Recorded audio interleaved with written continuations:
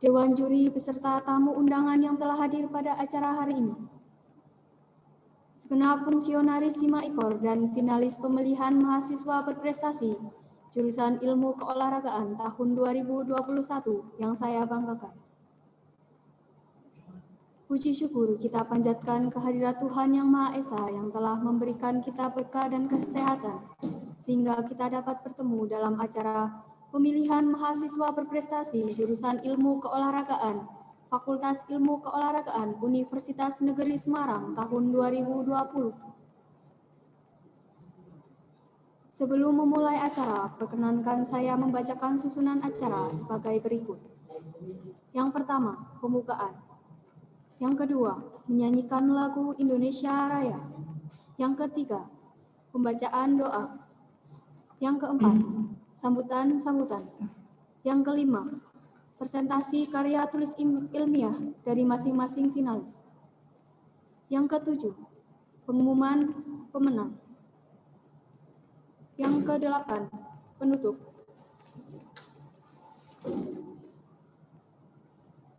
Memasuki acara yang pertama, yaitu pembukaan. Marilah kita buka acara pada pagi hari ini dengan bacaan basmalah bersama-sama.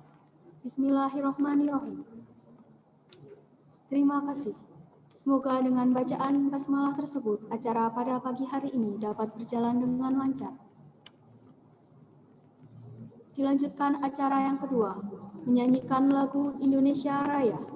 Hadirin dimohon berdiri.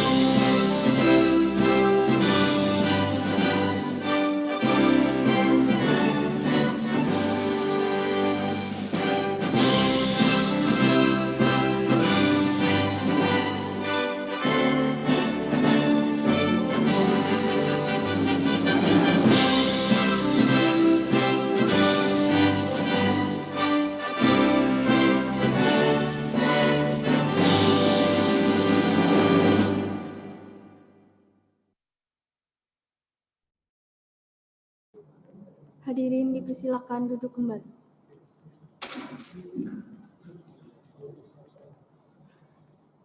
Dilanjutkan acara berikutnya, pembacaan doa. Kepada Saudara Thomas Faisal, kami persilakan. Assalamualaikum warahmatullahi wabarakatuh. Perkenankan saya pada pagi hari ini untuk membaca doa. Apabila ada yang berbeda keyakinan, silakan berdoa sesuai dengan keyakinan masing-masing. Bismillahirrahmanirrahim. Alhamdulillahirabbil alamin. Assalatu wassalam ala asrafil anbiya wal mursalin wa ala alihi wa sahbihi ajmain. Amma ba'd.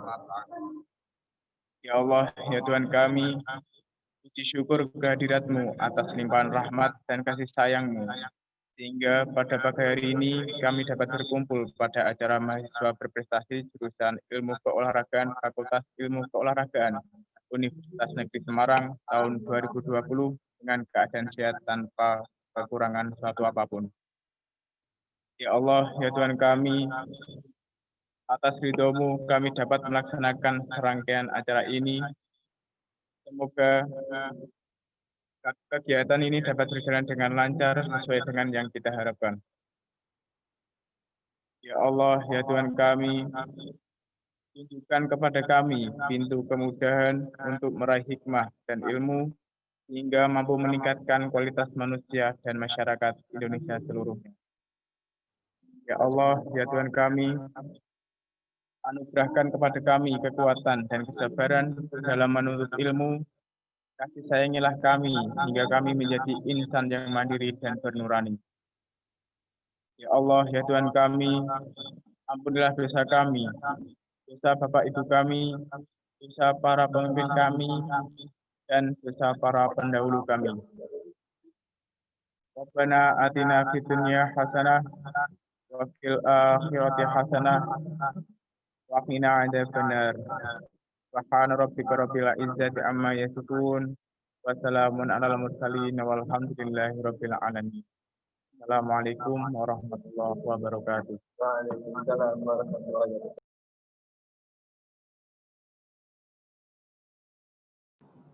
Terima kasih. Acara selanjutnya yaitu sambutan Ketua Panitia Pemilihan Mahasiswa Berprestasi Jurusan Ilmu Keolahragaan tahun 2021 kepada Saudara Muhammad Fauzil Adam Aska. Kami persilahkan.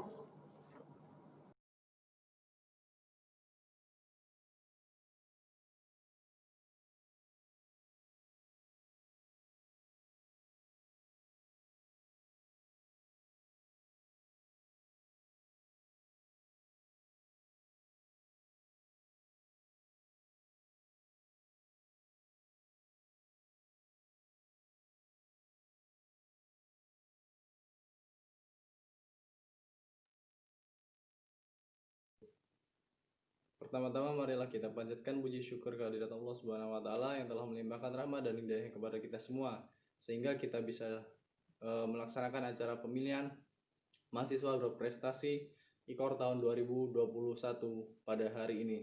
Kedua kalinya salawat serta salam tak lupa kita sanjungkan kepada junjungan Nabi Agung Muhammad SAW yang jahiliyah menuju zaman yang terang benderang seperti saat ini. Yang terhormat kepada Fatona Soraya SPD MPD MA dan Dias Fajar Widya Permana SSI MOR dan Gustiana Mega Anggita SPD JAS dan MOR. Saya di sini sebagai ketua pelaksana kegiatan pemilihan mahasiswa berprestasi ilmu keolahragaan tahun 2021 izin menyampaikan jumlah peserta yang mengikuti acara hari ini yaitu sebanyak 5 peserta yang berasal dari masing-masing mahasiswa IKOR angkatan 2019 dan 2020.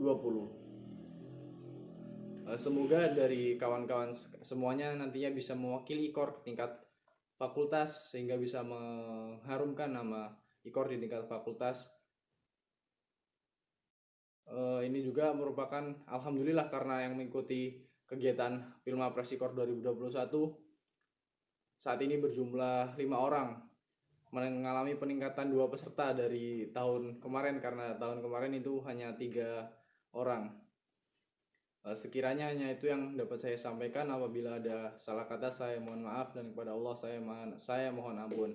Saya akhiri, wassalamualaikum warahmatullahi wabarakatuh.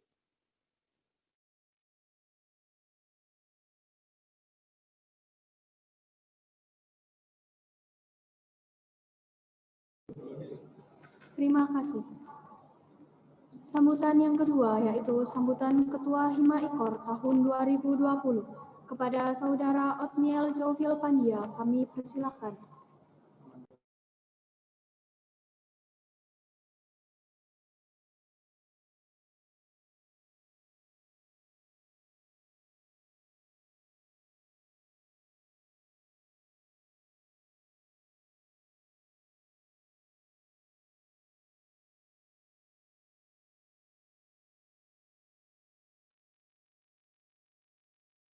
Assalamualaikum warahmatullahi wabarakatuh. Shalom, Om Swastiastu, Namo Buddhaya, Salam Kebajikan.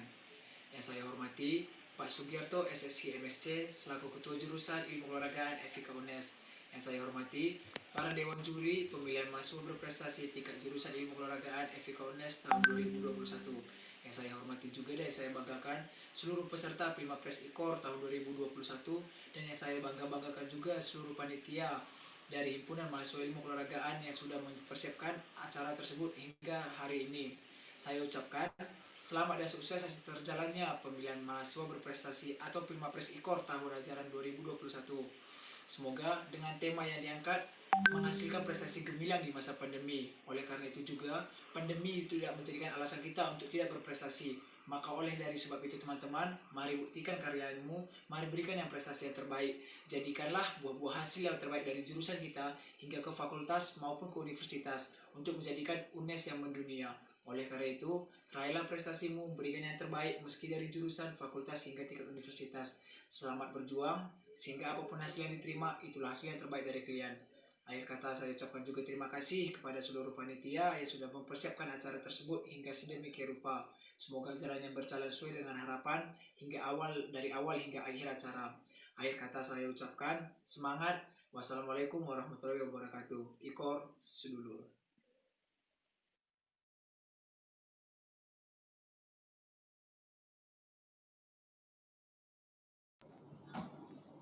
Terima kasih.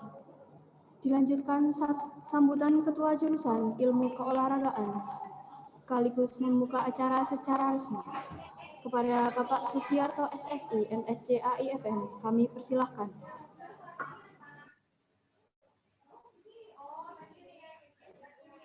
Assalamualaikum warahmatullahi wabarakatuh.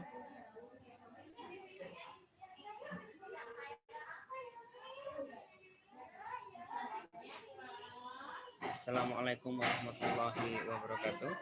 Waalaikumsalam warahmatullahi wabarakatuh. Bismillahirrahmanirrahim. Selamat pagi dan salam sejahtera untuk kita semua. Syukur alhamdulillah kehadirat Allah Subhanahu wa taala yang telah memberikan nikmat sehat, nikmat kebahagiaan, nikmat kekuatan, dan yang paling utama adalah nikmat menjaga istiqomah kita dalam melakukan hal-hal yang baik di lingkungan yang baik pula. Oleh sebab itu, yang pertama atas nikmat rahmat Allah yang Maha Kuasa itu, kami ucapkan terima kasih kepada Ibu Soraya. Selamat pagi, Bu Raya. Yang kedua, Bapak Dias Fajar Widya Purnama. Siap, Bapak. Pagi, Pak Dias. Selamat pagi, Pak Kasur. Gustiana Mega Andita MUN sudah bergabung apa belum ya? Oke. Tamu undangan yang belum bisa saya sebutkan satu persatu, panitia pemilihan Mapres tingkat jurusan Ilmu Keolahragaan Fakultas Ilmu Keolahragaan Universitas Negeri Semarang yang sangat saya banggakan, dan peserta Mapres jurusan IKOR tahun 2021 yang saya hormati, saya cintai. Pertama-tama, ini adalah momen dan kegiatan rutinitas yang kesekian kalinya yang menjadi salah satu ajang kompetisi mahasiswa di tingkat jurusan untuk mengikuti kegiatan seleksi mahasiswa berprestasi di tingkat Fakultas Ilmu Keolahragaan. Oleh karenanya, kegiatan-kegiatan yang sudah berjalan di tahun-tahun sebelumnya hendaknya menjadi bahan pengalaman, menjadi bahan evaluasi sekaligus rekomendasi dan strategi bagaimana menyusun kegiatan pemilihan mahasiswa berprestasi di tahun yang mendatang agar mampu diselenggarakan dengan sangat baik dan mampu menghasilkan yang terbaik dari yang terbaik yang sudah mendaftar. Kelemahan-kelemahan di FIK, ada banyak anak yang berprestasi di bidang olahraga, tetapi kadang-kadang bahasa Inggrisnya kurang bagus, kadang-kadang akademiknya kurang bagus, dan kadang-kadang pula kemampuan berorganisasinya atau prestasi-prestasi lain juga kurang bagus. Ada mahasiswa FIK yang bahasa Inggrisnya bagus, tapi kadang-kadang akademiknya IP-nya kurang bagus, organisasinya bagus, dan tidak memiliki prestasi di bidang olahraga. Begitu sebaliknya, kekurangan-kekurangan itu saya menitipkan pesan kepada Hima, pendamping Hima, untuk mengevaluasi dan mencari titik. Tidak sekedar di-share, ditawarkan siapa yang mendaftar, tetapi betul-betul dicari bibitnya, dilakukan pendekatan, ditunjuk, bahkan dipersiapkan untuk mengikuti seleksi di tingkat jurusan. Tentu dengan model begitu, karena kita tahu ada banyak di luar sana yang berprestasi tapi dengan berbagai kendala. Mungkin minimnya informasi seperti syarat-syaratnya atau motivasi yang didapatkan juga mungkin kurang, atau terkendala dengan event yang lain sehingga tidak bisa bergabung. Satu hal ini yang penting, karena kadang-kadang kita hanya sekedar menyeleksi dari yang sudah ada, tetapi jauh yang lebih penting adalah di tahun-tahun yang mendatang, 2021, 2022 atau tahun sebelumnya, kita bisa membidik, kita bisa menjaring dan melakukan pembibitan istilah olahraganya untuk mencari yang terbaik dari yang sudah terbaik. Oleh sebab itu, 5 peserta yang pagi ini mengikuti seleksi, tentu nanti yang terbaik harus dipersiapkan lagi menjadi jauh lebih baik untuk dikarantina begitu, untuk didampingi agar mengikuti tingkat fakultas juga menjadi jauh lebih baik. Ucapan terima kasih kepada seluruh peserta, kepada Bapak Ibu juri yang telah berkenan hadir, dan rasa bangga kepada peserta yang telah berinisiatif mengikuti seleksi. Semoga langkah nyata juga saudara untuk membawa nama baik kegiatan Mawapres di tingkat jurusan yang nanti akan mewakili jurusan di tingkat fakultas menjadi langkah nyata meningkatkan sumber daya manusia saudara dan menjadi langkah nyata kontribusi untuk jurusan ilmu keolahragaan. Dengan bacaan Bismillahirrahmanirrahim, maka pada hari ini Sabtu tanggal 14 November tahun 2020, pemilihan mahasiswa berprestasi tingkat jurusan ilmu keolahragaan Fakultas Ilmu Keolahragaan saya nyatakan dibuka. Terima kasih, sukses untuk kita semua. Wassalamualaikum warahmatullahi wabarakatuh. Waalaikumsalam warahmatullahi wabarakatuh. Terima kasih kepada Bapak Sugiarto yang telah membuka acara secara resmi. Hadirin yang berbahagia, demikian acara pembukaan pemilihan mahasiswa berprestasi jurusan Ilmu Keolahragaan Fakultas Ilmu Keolahragaan Universitas Negeri Semarang tahun 2021. Saya selaku pembawa acara mengucapkan terima kasih kepada segenap tamu undangan yang telah berkenan hadir pada acara pagi hari ini. Sebelum dilanjutkan ke acara berikutnya, kepada tamu undangan apabila memiliki acara lain diperkenankan meninggalkan room meeting. Untuk acara selanjutnya, saya serahkan kepada MC non formal untuk memimpin acara, kepada Saudara Reza Dwi Pamungkas. Kami persilahkan.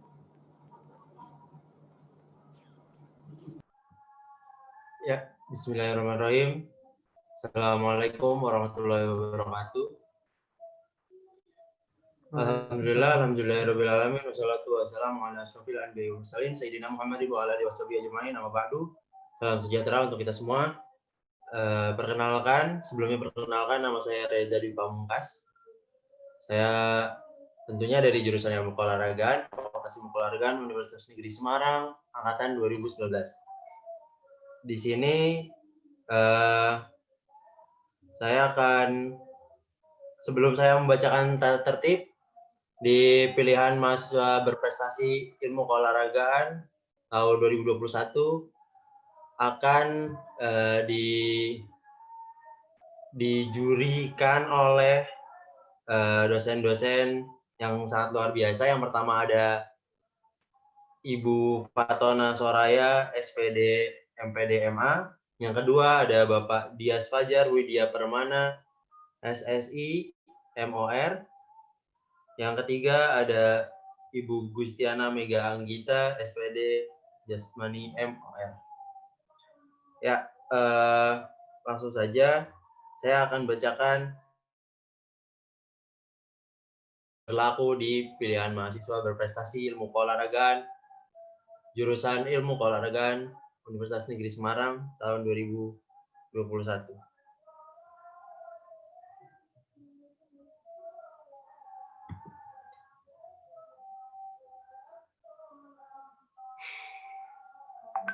Ya. Yang pertama, mohon didengarkan baik-baik oleh peserta Filmapres. Suara saya terdengar jelas ya? Oke, yang pertama, peserta mempresentasikan karya ilmiah sesuai urutan 1-5 yang telah ditentukan.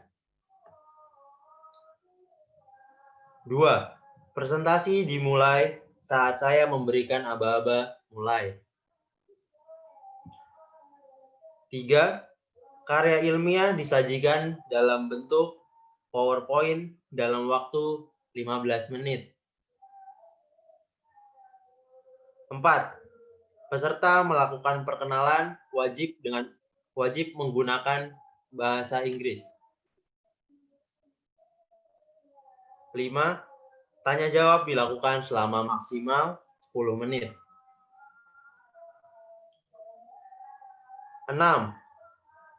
Total waktu presentasi dan tanya jawab 25 menit. Dengan alokasi 15 menit presentasi dan 10 menit tanya jawab kondisional.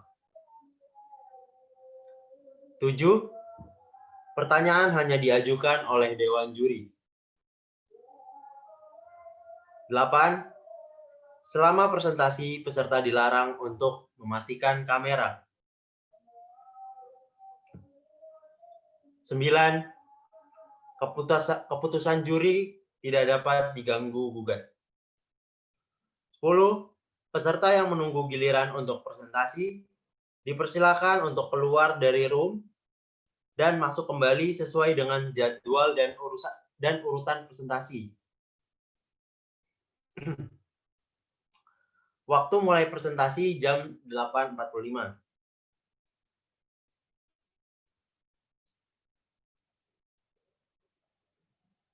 Sebentar.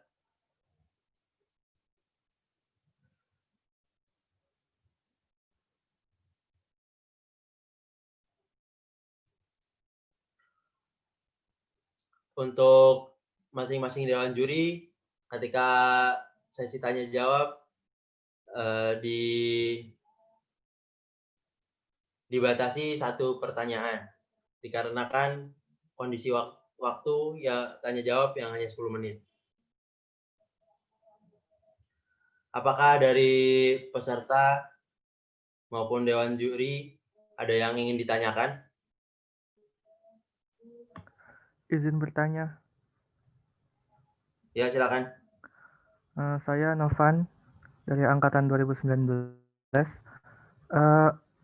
Selama presentasi menunggu giliran tanpa keluar dari room Zoom, hanya mematikan kamera, apakah boleh?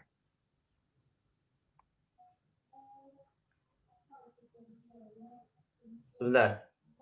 Gimana tadi? Maaf. Saat menunggu giliran untuk presentasi tanpa keluar dari room Zoom, tapi hanya mematikan kamera, apakah diperbolehkan? Saya koordinasikan dulu dengan panitia. Ditunggu sebentar ya. Terima kasih. Oh, tidak boleh katanya. Jadi keluar dulu, nanti sesuai jamnya masuk kembali. Seperti itu. Bisa dipahami? Ya, terima kasih. Terima kasih juga. Ada lagi yang ingin ditanyakan dari peserta?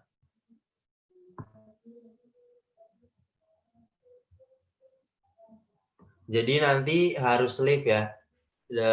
Dari peserta tidak boleh hanya mematikan kamera, tapi live nanti masuk kembali sesuai jam.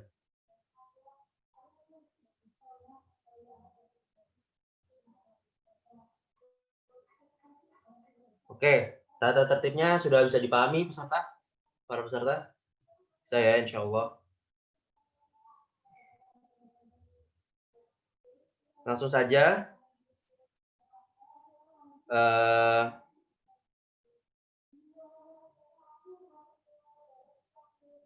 Yang pertama, saya panggilkan peserta pertama yang akan mempresentasikan hasil karya tulis ilmiahnya. Peserta yang lain sesuai dengan peraturan harus live dulu, nanti masuk kembali sesuai dengan jam yang telah ditentukan.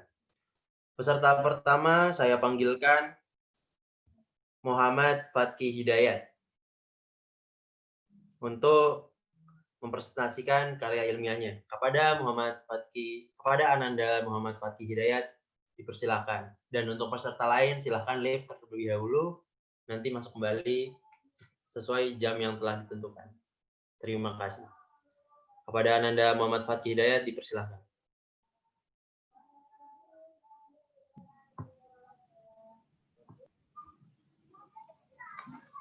Halo.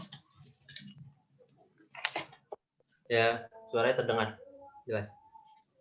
Silakan. Yes.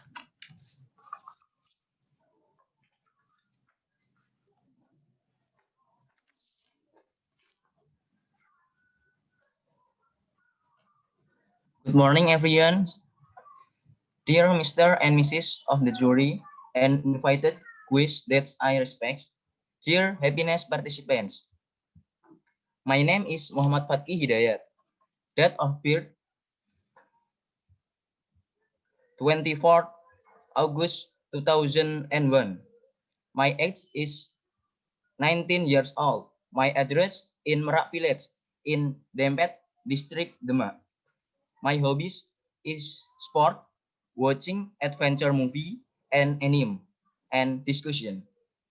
I am currently still active in DPM, FIK, Scout FIK, and member DKR Dempet, and member PSHT Godong District Grobogan. Let me present my scientific paper. Judul pada karya ilmiah kali ini adalah pengembangan atlet cabang olahraga pencak silat melalui sistem kompetisi Liga Daerah Provinsi Jawa Tengah. Next.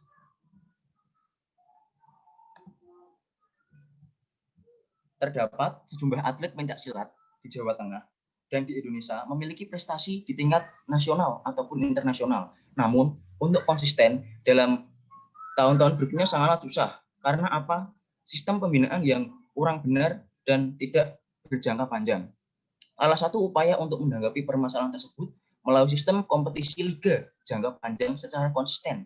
Hal semacam itu juga mampu mewujudkan pencak silat menjadi olahraga massal yang banyak diminati banyak orang untuk tahun-tahun ke depannya. Permasalahan di sini. Nah, masalah yang akan dipecahkan pada dasarnya tidak lepas dari ruang lingkup.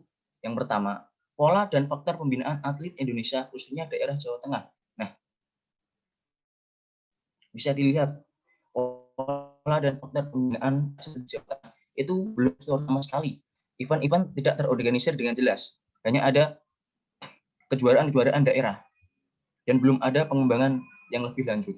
Yang kedua, sistem pembinaan pencak silat agar performa prestasi atlet menjadi konsisten. Nah, setelah adanya liga tersebut akan menjadikan performa prestasi menjadi konsisten. Dan yang ketiga adalah apa kelebihan dari daya tarik kompetisi yang dapat memicu pengembangan tim pencak silat. Yang keempat adalah bagaimana strategi tindak lanjut ke depan dari program kompetisi Liga Pencak Silat melalui kerjasama dengan agen-agen yang berkompeten. Next. Nah, tujuan yang paling utama dalam pembentukan kompetisi liga ini adalah mampu mengembangkan atlet pencaksilat khususnya Provinsi Jawa Tengah agar mampu berprestasi secara konsisten, sekaligus meningkatkan pengelolaan tim pencaksilat sehingga pencaksilat mampu menjadi olahraga massal yang banyak diminati oleh orang banyak. Lanjut. Nah, di sini ada landasan teori mengenai pembinaan dan pengembangan prestasi olahraga yang dimuat pada pasal UU SKN, Sistem Keolahragaan Nasional. Pembinaan dan pengembangan olahraga prestasi diarahkan untuk mencapai prestasi olahraga pada tingkat daerah, yaitu Jawa Tengah, kita sendiri, nasional, Indonesia, dan internasional. Dilakukan oleh induk organisasi cabang olahraga, dan di sini dilakukan oleh IPSI. Untuk kedepannya saya akan bersama dengan IPSI. Baik tingkat pusat maupun daerah, dilakukan oleh provinsi yang bersertifikat dengan kualifikasi kompetensi tertentu. Dalam prosesnya melakukan pendekatan iptek, memberdayakan perkumpulan, menumbuh kembangkan sentra pembinaan olahraga yang bersifat nasional dan daerah, dan berkompetisi yang berjenjang dan berkelanjutan melibatkan olahraga yang mudah potensial, yang di garis besar adalah berjenjang dan berkelanjutan. Nah, untuk metode karya ilmiah yang saya buat dengan menunjukkan kompetisi Liga Pencaksilat, yaitu yang pertama adalah pengumpulan data dan informasi, kemudian berdiskusi untuk mencari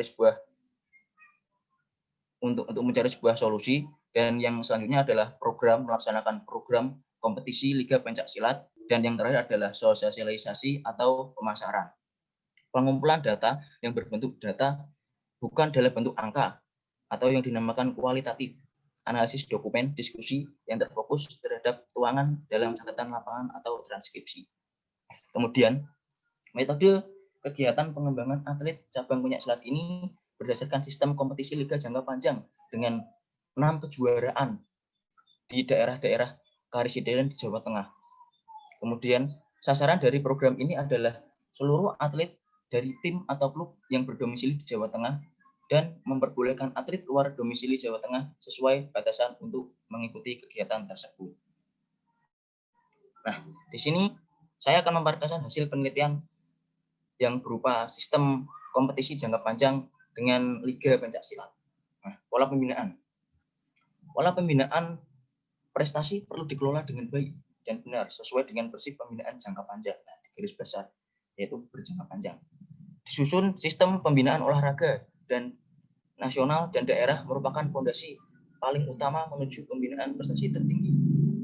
Maka dari itu disusunlah buku sistem pembinaan olahraga di Indonesia. Di dalamnya meliputi pola kebijakan dan tuntutan yang dapat digunakan sebagai pedoman para pelakunya. Lanjut, next. Nah, sistem kompetisi kali ini. Ini adalah tabel pelaksanaan kegiatan atau kompetisi liga saya. Kompetisi kali ini adalah berdasarkan liga dari masing-masing kejuaraan di tingkat karisidenan, di mana pesilat yang akan menang mendapatkan 1 poin dan yang kalah akan mendapatkan 0. Untuk juara mendapatkan poin plus dengan ketentuan juara 1 mendapatkan 6 poin, runner up mendapatkan 4 poin, juara 3 mendapatkan 2 poin. Yang akhirnya pemeringkatan akan menentukan siapa juara Liga Nasional yang nantinya akan masuk TC Provinsi untuk bermain di kejuaraan nasional. Nah, di sini saya memilih tempat-tempat yang dikira paling berpengaruh untuk perkembangan pencaksilat di karisidenan atau di ruang lingkup Jawa Tengah. Yang pertama, pada bulan Februari saya akan melaksanakan di Banyumas. Pada April, saya akan melaksanakan di Kota Magelang. Bulan Juni, saya akan melaksanakan di Jepara. Agustus di Kota Pekalongan. Oktober di Kota Surakarta. Dan Desember sebagai final atau super series dari kegiatan liga ini berada di Kota Semarang. Next. Nah, di sini pastinya ada regulasi peserta. Siapa-siapa yang berhak mengikuti kegiatan kompetisi liga jangka panjang tersebut. Nah, kegiatan kompetisi ini meliputi semua kategori yang dipertandingkan dalam pencaksilat, baik itu seni, baik itu laga, dan baik itu tunggal dan bergu pada tingkat usia dewasa. Di sini saya hanya mempertandingkan pada tingkat usia dewasa karena untuk menunjukkan keprofesionalitas. Nah, di sini yang perlu digarisbawahi lagi, setiap atlet wajib memiliki naungan atau klub atau tim non-binaan daerah yang dibutuhkan dengan tanda anggota kontrak. Nah, di sini satu atlet tidak boleh terdaftar sebagai anggota tim lain selama satu musim. Dalam arti, dia hanya boleh mewakili satu tim dengan satu kontrak dalam sebuah pertandingan kompetisi yang berjangka panjang. Seorang atlet yang terdaftar mengikuti Liga Pencaksilat harus menyelesaikan semua kejuaraan open yang ada sampai dengan selesai. Namun, apabila ada atlet yang mengalami cedera atau kendala apapun, tim boleh mengosongkan kategori tersebut tanpa menggantikan atlet baru. Nah, di sini ada kategori tanding yang akan saya pertandingkan dalam kompetisi ini. Dalam setiap kejuaraannya juga ada kurang lebih 22 kategori dari kelas tanding putra dewasa dan tanding putri dewasa. Lanjut, next.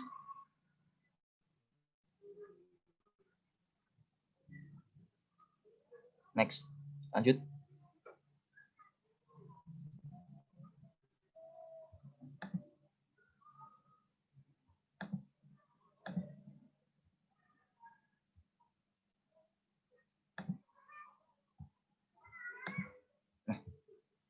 Di sisi lain, aturan tentang staf dan untuk klub pencaksilat meliputi kepemilikan tim manajer dan ketua pelatih tenaga kesehatan yang memiliki standar terakreditasi. Kemudian dalam mengarungi liga, staf dan klub juga sama seperti atlet yang dijelaskan sebelumnya. Next. Tapi tidak ada poin, hanya ada pelatih terbaik yang dinilai di akhir musim. Lanjut. Nah, daya tarik kompetisi. Bagaimana orang lain itu mengikuti kegiatan pencaksilat ini? Yang pertama, menekankan pada konsistensi pesilat, di mana pesilat itu akan bertanding dan berlatih dengan target yang ditentukan. Yang kedua, liga ini terbuka bagi semua tim dan atlet Jawa Tengah. Penghargaan setiap kejuaraan open sangat tinggi, yang nantinya akan diberi hadiah berupa uang pembinaan.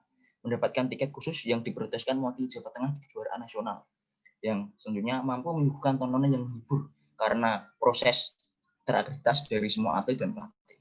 Yang terakhir, terus diberitakan dan mampu meningkatkan pemasaran pencaksilat melalui media massa. Lanjut. Strategi. Yang pertama adalah tentunya bekerjasama dengan badan resmi daerah dan berbagai partner sponsor, di antaranya adalah IPSI, Dispora, dan berbagai macam sponsor yang mendukung. Dilaksanakan di tempat yang strategis, yaitu di 6 Karesidenan yang sangat berpotensi mengembangkan pencaksilat di Jawa Tengah. Yang ketiga adalah memberikan kesempatan tim atau klub mengirimkan semua kategori yang dipertandingkan, yaitu tidak ada batasan kategori bagi tim yang untuk mengirimkan anggotanya. Yang keempat adalah memberikan kesempatan kepada atlet yang di luar domisili Jawa Tengah ya, untuk mengikuti kegiatan tersebut. Yang kelima adalah memberikan penghargaan sebesar-besarnya. Lanjut. Nah, yang harus dilakukan setiap kejuaraan, karena apa? Kompetisi ini berdasarkan 6 kejuaraan. Yang 6 kejuaraan ini akan diakumulasi siapa pemenang liga tersebut. Nah, yang pertama adalah menetapkan sasaran dan tujuan serta prioritas yang paling penting. Tentunya adalah membuat kebijakan atau aturan yang ketat agar kompetisi berjalan dengan lancar. Tentunya adalah memperkirakan jumlah peserta dengan risiko yang didapat selanjutnya. Yang selanjutnya melengkapi segala kelengkapan dengan matang. Yang terakhir adalah evaluasi guna untuk ke depan kejuaraan yang akan dilaksanakan dalam kompetisi liga tidak menjadi terulang kembali. Yang terakhir adalah kesimpulan dan rencana ke depan. Kesimpulannya adalah untuk mencapai jenjang prestasi yang tinggi dan konsisten, diperlukan sistem pembinaan melalui kompetisi yang bagus, di mana pembinaan yang baik dan sistem mampu memberikan fondasinya untuk menuju ke tahapan selanjutnya, yaitu spesialisasi atau profesionalitas berkelanjutan. Untuk benar-benar mewujudkan Liga Pencaksilat Jawa Tengah, diperlukan bantuan moral maupun material dari badan yang menaunginya, yaitu IPSI. Pembuat program akan bekerjasama dengan IPSI dan badan-badan atau pihak-pihak yang mendukung serta merealisasikan wacana program pembinaan melalui sistem kompetisi liga di Provinsi Jawa Tengah. Apabila program ini berhasil di Jawa Tengah, kedepannya akan diterapkan secara nasional dengan sistem yang kurang lebih sama. Next. Lanjut. Nah, adalah manfaatnya karena kami mendapatkan pemasukan dana yang pertama dari masing-masing peserta karena 22 kategori dikali 20 tim dan pada 6 kejuaraan. Satu atlet dengan biaya 200.000 per kejuaraannya. Berarti apabila di total pemasukan dalam semua kegiatan, dalam 6 kegiatan ini adalah sebagai berikut, yaitu 528 juta sekian. Pengeluaran setiap kejuaraan saya lampirkan di sini. Nah, dengan tujuan 5 kejuaraan ini menghabiskan 375 juta dan sisa saldo 65 juta. Penarikan iuran ini akan dilaksanakan setiap kejuaraan, bukan secara langsung di satu pendaftaran. Next. Ya, mohon maaf karena sudah 15 menit. Jadi waktunya sudah habis. Ya, terima kasih. Terima kasih atas waktunya. Apabila ada kesalahan, mohon bimbingan dari Bapak Dewan Juri. Oke, ya, terima kasih. Selanjutnya untuk sesi tanya jawab kepada Dewan Juri, dipersilakan untuk melontarkan pertanyaan. Mungkin bisa dimulai dari Miss Raya. Oke, terima kasih Fatki, terima kasih MC. Pertama, selamat buat Fatki sudah berani maju sampai ke tahap ini. Kalau tidak salah, Fatki sekarang semester 3, apa benar? Benar, Bu. Oke. Alhamdulillah, saya senang banget anak semester 3 udah ada yang bisa menghasilkan sebuah karya tulis. Insya Allah kalau Fatki belajar lagi, mau belajar, saya pun siap buat ngajarin. Nanti bisa dikembangkan lebih bagus lagi. Ini saya nggak mau ngasih pertanyaan, tapi saya mau menanggapi terkait tata tulisnya. Apakah diizinkan panitia? Mungkin cuma 2 menit aja untuk menanggapin Fatki. Ya, Bu. Oke. Pertama ya, Fatki, untuk rumusan masalah kamu itu masih terlalu gambiar. Karena di akhir paragraf dari pendahuluan kamu bilang kamu mau bikin sistem liga dalam semusim panjang untuk membina dan memajukan pencak silat secara tertata. Tapi di rumusan masalah kamu bahas lagi tentang pola dan faktor pembinaan atlet di Indonesia. Itu terlalu luas, itu mungkin bisa masuknya tuh ke pendahuluan kamu atau nanti ke bab 2 kamu, yakni kajian pustaka. Pertanyaan rumusan masalah kamu ABCD ada 4, itu harusnya kalau rumusan masalahnya 4, itu harus linear dari awal sampai akhir. Rumusan masalah 4 berarti tujuannya ya 4. Berarti nanti bab 3-nya kamu, bab 4-nya kamu atau hasil itu juga 4. Ini saya belum menemukan linearitas di situ. Nanti seiring dengan berjalannya waktu, dengan kamu berlatih, insya Allah pasti nanti bisa.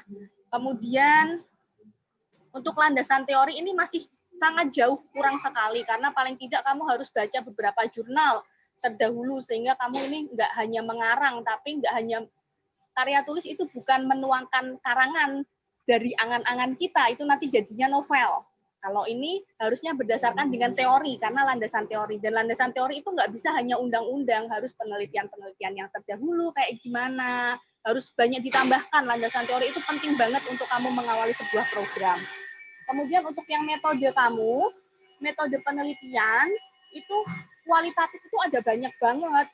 Dalam buku metode penelitian kualitatif milik Creswell aja, tahun 2014, itu setidaknya dia menyebutkan sekitar 6 metode kualitatif. Nah, ini kualitatif apa yang kamu gunakan? Itu harus berdasarkan pada teori juga. Terkait metode kegiatan, ini masuknya bukan di bab 3 metode, tapi masuknya di bab 4. Yakni terkait kegiatan yang mau kamu bahas itu berarti hasil dan pembahasan gitu. Untuk hasil penelitian ini juga menurut saya kamu belum melakukan penelitian gitu, karena meneliti atau research itu itu ulang, search itu mencari. Jadi mencari ulang, kamu mengumpulkan data-data, lalu kamu olah, lalu kamu bahas, kamu kaitkan dengan teori. Di sini belum ada. Karena ini saya anggap masih latihan, jadi mungkin nanti bisa diperbaiki ke depannya. supaya diselaraskan, lebih banyak lagi membaca, terutama kaitannya dengan penelitian-penelitian terkait pencaksilat karena bidang kamu ada di situ. Itu saja dari saya. Untuk Fatki, sukses dan selamat melanjutkan perjuangan. Terima kasih. Sama-sama, Bu. Ya, terima kasih banyak Mas Raya atas tanggapannya. Selanjutnya dari jalan juri yang lain, mungkin dari Pak Dias bisa menanggapi atau melontarkan pertanyaan. Oke, terima kasih. Suara saya terdengar ya? Ya, Pak. Terdengar. Oke, Mas Fatki, selamat karena sudah berani untuk maju menjadi salah satu calon kandidat prodi ilmu keolahragaan. Ini saya mau tanya dulu, Mas Fatki, cabang olahraganya apa? Pencak silat, Pak. Pencak silat, ya. Jadi untuk yang lainnya, cabang olahraga yang lainnya? Belum begitu meminati, Pak, atau berkecimpung belum, Pak. Oh, ada. Oke, satu berarti ya tentang pencak silat. Nah, untuk alirannya sendiri, Mas Fatki apa pencak silatnya? PSHT, Pak. PSHT. Nah, melihat dari isu yang beredar di lapangan, seperti mungkin Mas Fatki sudah melihat ya banyaknya perguruan seperti hal tersebut yang tadi disampaikan saat materi itu akan menjadi satu landasan bahwa pembinaan prestasi pencak silat seperti apa bisa dijelaskan dalam salah satu pokok modul saudara, sehingga nantinya waktu pembinaan prestasi yang terjadi di lapangan itu akan jadi satu apa yang namanya juklik dan juknis, sehingga tidak terjadi salah satunya adalah perbedaan pendapat antar perguruan. Nah, itu yang salah satu menjadi bahan pokok kalau melihat dari apa yang Anda tadi sampaikan di dalam materi. Nah, kemudian yang melihat saya dari isian yang Mas Fatki tadi sampaikan, itu memang seperti Bu Raya sampaikan betul, adalah intinya belum tercapai atau sekedar masih di awam-awam. Kayaknya Mas Fatki masih takut untuk mencoba ke isian yang lebih dalam. Seperti memang kalau pembinaan prestasi, salah satunya adalah ada beberapa faktor yang harus disampaikan di dalam isiannya Mas Fatki. Mungkin ya sudah bagus, sangat bagus sekali karena sebagai awalan Anda untuk menjadi lebih mengerti. Salah satunya adalah di dalam saya saat membaca dari awalan atau pendahuluan tadi, beberapa hal masih ada yang kalimat yang mengacunya bukan pembinaan tapi masih ke arah pengembangan, dari arah pengembangannya, sehingga arahnya kalau nanti bisa ditujukan ke pembinaan ada beberapa. Jadi ada syarat dan faktor-faktor yang harus dilengkapi. Itu Mas Fatki. Jadi pertanyaan tadi cukup cabang olahraganya sudah pencak silat, kemudian nanti beberapa hal harus dimasukkan di situ, mungkin mengandung artian daftar pustakanya lebih dikuatkan lagi, sehingga nanti akan muncul pembinaan prestasi yang luar biasa di dalam materinya Mas Fatki. Itu cukup. Saya kira. Assalamualaikum warahmatullahi wabarakatuh. Waalaikumsalam warahmatullahi wabarakatuh. Waalaikumsalam warahmatullahi wabarakatuh. Terima kasih Pak Dias atas tanggapannya. Lanjut ke Ibu Anggita. Ibu Mega Anggita, kepada Ibu Mega Anggita dipersilakan. Baik, terima kasih. Suara saya terdengar ya? Dengar, Bu. Dengar, Bu. Oke. Ini host MC-nya siapa tadi ya namanya? Terima kasih, Mas. Siapa tadi?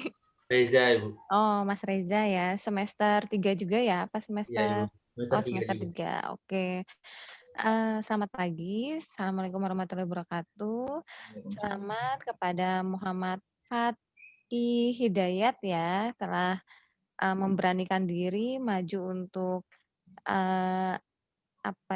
untuk kegiatan atau event pemilihan mahasiswa berprestasi tingkat jurusan. Oke, ini bicara tentang pencaksilat ya, dan juga bicara tentang pembinaan prestasi. kalau Dewan Juri yang lain mungkin banyak memberikan saran, saya ingin mengetahui sebenarnya apa yang melatar belakangi ingin menelitinya itu tentang pencaksilat gitu.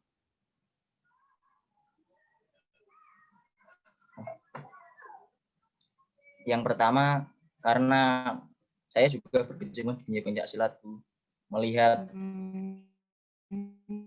pemilihan yang jelas dan tidak konsisten. Pemilihan atlet yang maju di daerah pun itu tidak jelas, Bu, kadang melalui proses comotan, bukan dari sistem kompetisi. Nah, seperti itu. Oke.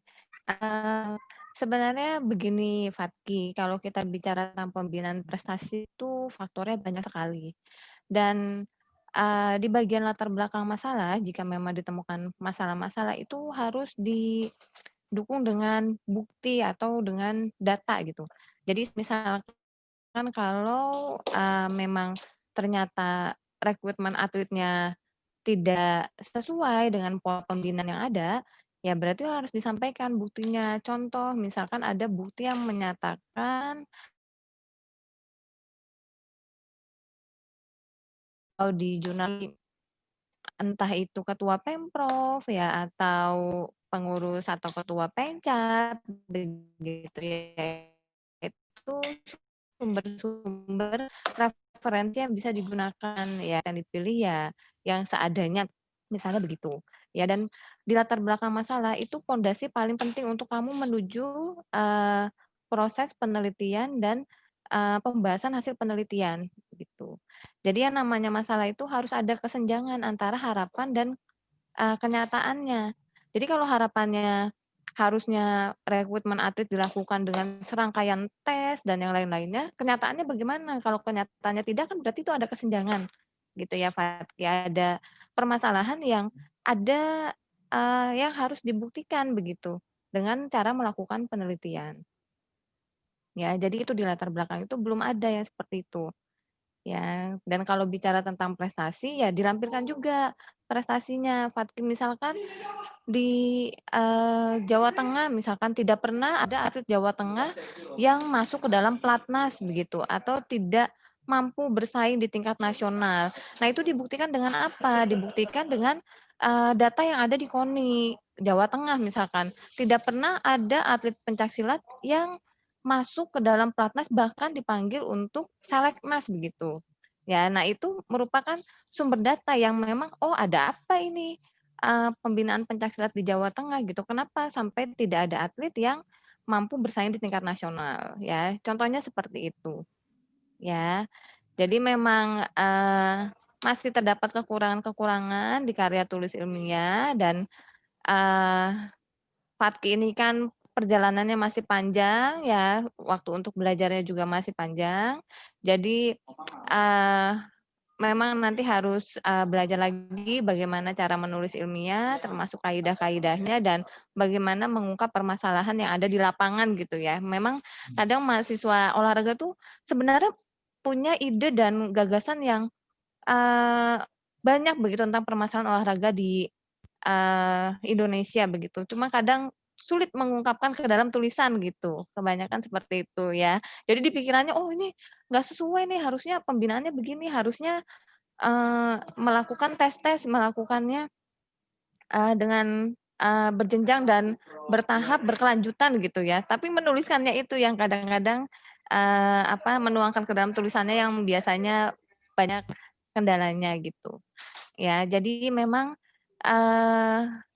perlu belajar lagi ya Fatki, tapi ini sudah bagus begitu. Semoga ke depannya nanti tetap meramaikan kegiatan yang sifatnya seperti ini. Dari saya cukup, Mas Reza, terima kasih. Selamat dan sukses ya Fatki. Terima kasih, Bu. Kita Ya, terima kasih banyak Ibu Ganggita. Kepada peserta Muhammad Fatki Hidayat, dipersilakan untuk menutup.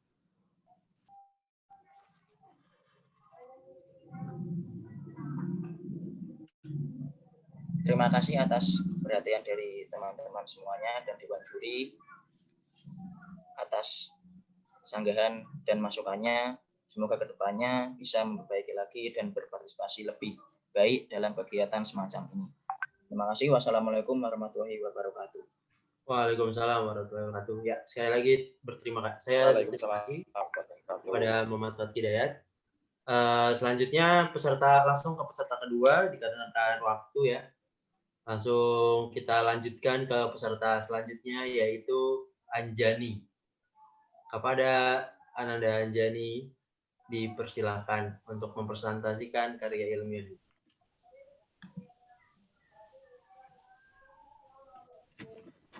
Oke, terima kasih. Boleh minta PPT-nya, Kak?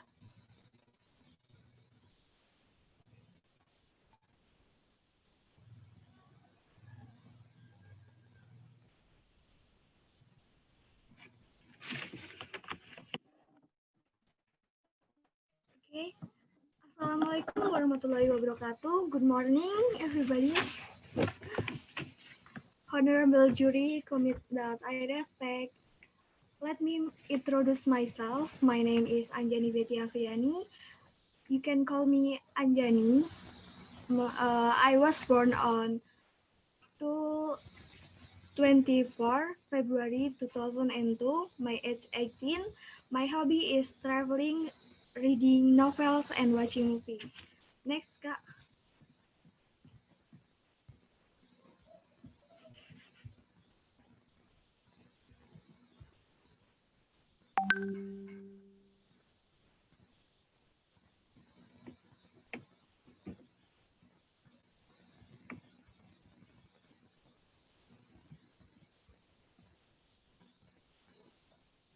Next, Kak.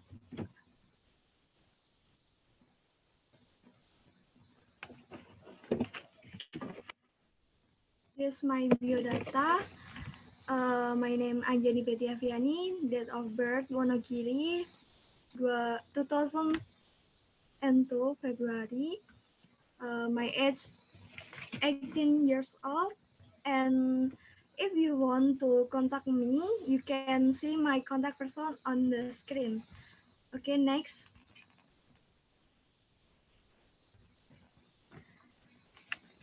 Okay, the background problems this time in the center on the pandemic COVID-19.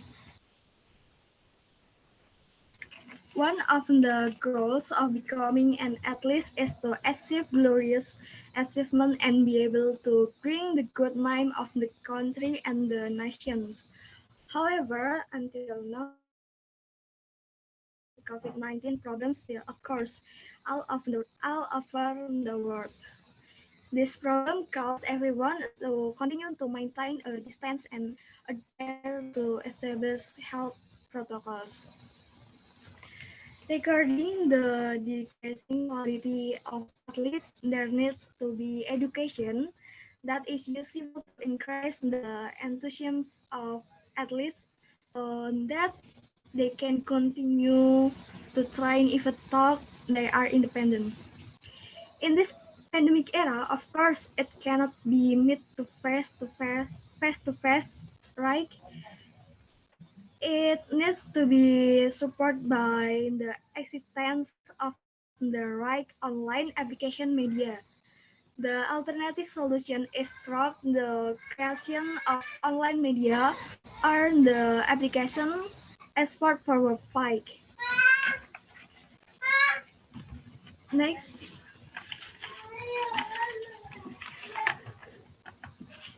Next, Kak. Oke, Esport Forward Fight merupakan inovasi gabungan dari esport yang digunakan para gamers dan juga aplikasi penguat otot yang biasa digunakan oleh olahragawan sebagai pacuan untuk berlatih. Esport Forward Fight ini merupakan bentuk aplikasi game online yang menerapkan tentang pencaksilat yang berguna untuk melatih insting para atlet agar terus terlatih nantinya. Nah, pada games tersebut memiliki identitas diri. Di setiap permainan akan ada 3 bagian, yaitu penjelasan dasar, bentuk latihan, dan pertandingan. Based on the background of the problem, the formulation of the problem raised in this program. Jadi rumusan masalah yang akan kita bahas yaitu how is the application design export for workflow. So how do apply the application game export for workflow? 3. What is the connection between export for workflow and increasing assessment during the pandemic? Next, Kak.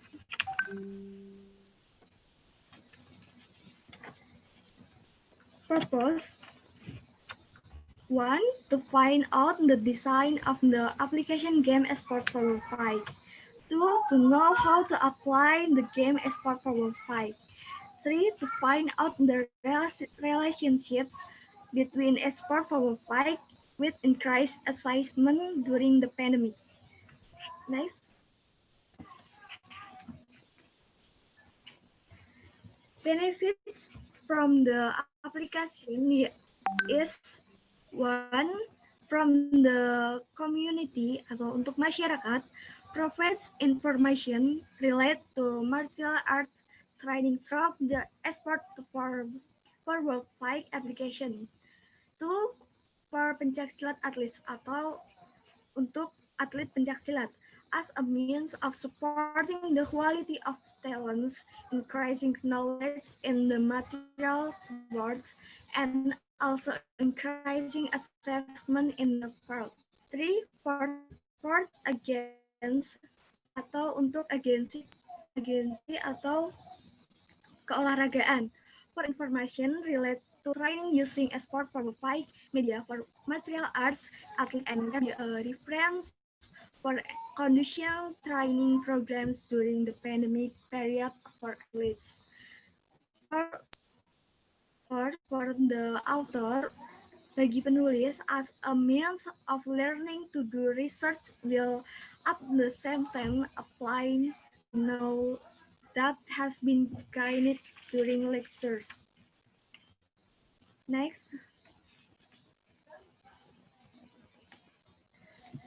Target application creation can be bridged to achieve achievements during a pandemic and foster a passion for training for athletes. Jadi dapat menjadi jembatan untuk para atlet tetap berprestasi di masa pandemi dan juga menumbuhkan semangat para atlet untuk tetap berlatih di masa yang sekarang ini. Next.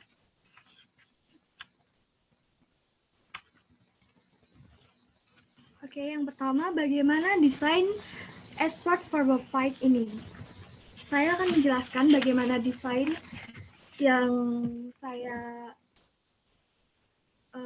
presentasikan kali ini, yaitu pertama ada penjelasan dasar bentuk latihan dan akan muncul seperti ini, penjelasan dasar bentuk latihan pertandingan. Player can choose which part they want to explore. Jadi pemain dapat memilih bagian mana yang ingin mereka jelajahi. Apabila pemain memilih bagian satu, pemain akan disuguhkan dengan berbagai pengetahuan tentang dunia pencaksilat. Apabila memilih bentuk latihan, pemain akan disuguhkan dengan berbagai pilihan dengan 4 kategori, yaitu tanding, tunggal dan ganda, dan regu. Di dalamnya ini nanti akan ada video tentang bagaimana berlatih dengan teknik dan penjelasan yang benar. Yang ketiga yaitu apabila pemain memilih untuk bermain game akan muncul seperti ini pada gambar, yaitu if the player selects a match, then the start section will appear start. Before starting, the player will be guided with instruction. Jadi sebelum memulai pertandingan, para pemain akan diberikan petunjuk bagaimana cara bermain, peraturan, dan lain-lainnya. Untuk itu, pada saat pertandingan akan ada penilaian otomatis dan juga waktu otomatis dari aplikasi. Setelahnya akan ada evaluasi, seperti contohnya seperti ini, evaluasi tendangan terlalu rendah, kurangnya kecepatan dalam menangkis. Nah, ini nanti akan bermanfaat bagi pemain, yaitu melatih insting mereka agar apabila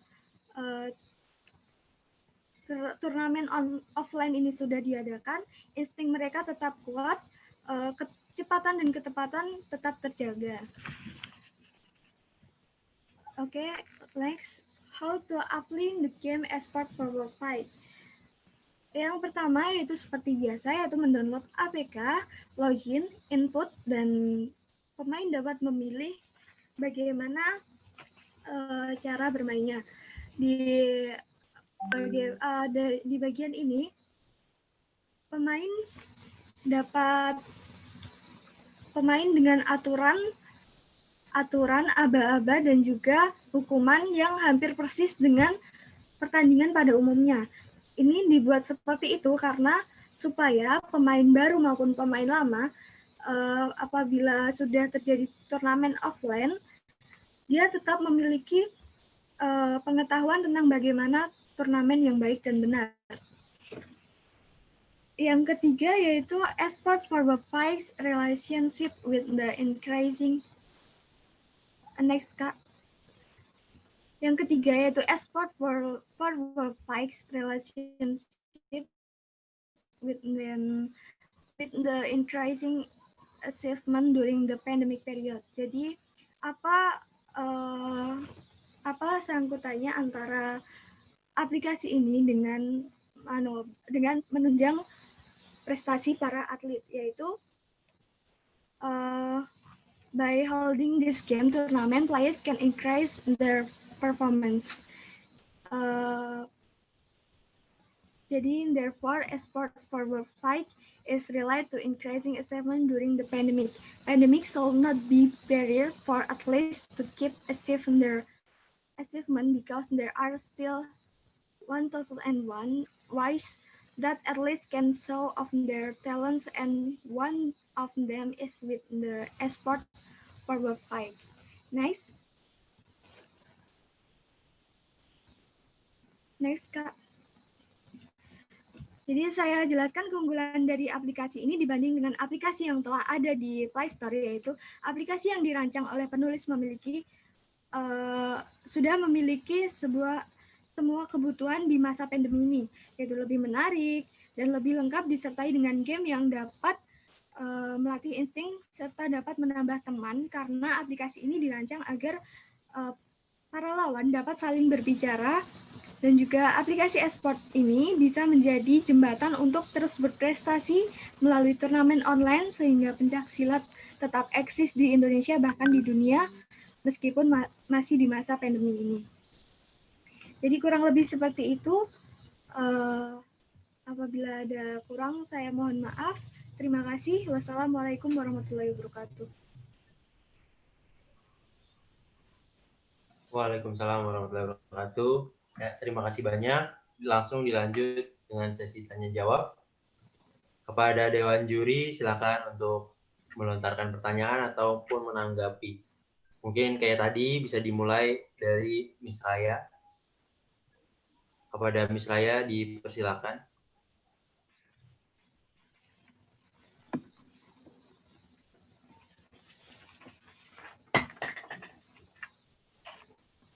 Miss Raya. Terima kasih Mas MC. Maaf Mas, dimulai dari siapa? Saya kurang dengar. Iya, bisa dimulai dari Miss Raya. Barangkali untuk pelontaran. Oh, dari saya. Oke. Bentar. Yang lain dulu, mungkin saya lagi di jalan. Oh gitu, oke. Bisa nggak? Oke. Siap, Miss. Mungkin buat untuk Pak Dias bisa melontarkan pertanyaan atau menanggapi. Kepada Pak Dias, Oke, dipersilakan. siap. Suaranya sudah terdengar? Jelas, Pak.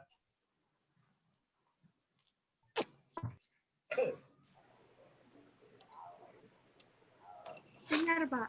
Terdengar, Pak. Oke, alhamdulillah. Ini yang saya uji Bu Raya berarti ini. Karena yang jawablah Bu Raya. Oke, mohon izin Bu Raya. Jadi saya awal. Jadi tadinya beberapa Mbak Anjani ya. Selamat Mbak Anjani sudah memberanikan diri untuk maju ke calon pemilihan mahasiswa prestasi. Semoga kedepannya jadi lebih baik lagi. Nah, ini tadi saya melihat tentang e-sport untuk pencak silat. Nah, untuk e-sport pencak silat ini, saya juga mau tanya lagi nih sama Mbak Anjani nih. Kira-kira Mbak Anjani dari cabang olahraga yang diminatinya sama, pencak silat juga? Iya Pak, kebetulan saya dari cabang olahraga pencaksilat dan juga basket, tapi lebih ke pencaksilat Pak. Ikutnya? Saya anak naga. Anak naga, anak naga. Oke, jadi tadi seperti yang kalau Fatki di PSHT, ini Mbak Anjani ya, benar Mbak Anjani itu di anak naga ya. Untuk masalah e-sport yang di masa pandemi ini kan memang menjadi salah satu